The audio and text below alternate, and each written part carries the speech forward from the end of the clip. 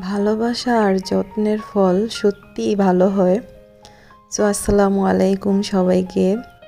আজকে আপনাদের সাথে একটা ব্যাপার শেয়ার করি। আমি আমার এই গাছটা খুবই পছন্দের, মালবেরি গাছ। 3 বছর আগে কিনেছিলাম ছোট্ট একটা চারা। তো সেটা আমি টবে রেখেছিলাম, তারপরে মাটিতে লাগিয়েছি।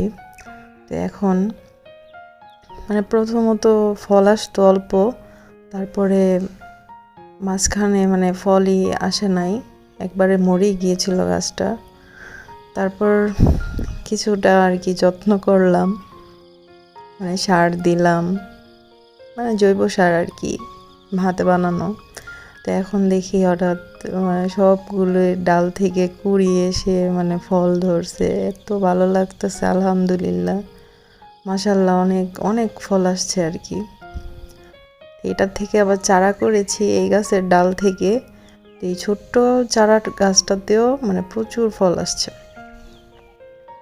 দেখেন অনেক ফল আসছে, দেখে ভালো লাগতেছে। এগুলি খেতে টক মিষ্টি, এই মালবেরি অনেক ভালো লাগে আর কি, বাচ্চাদের খুবই পছন্দের।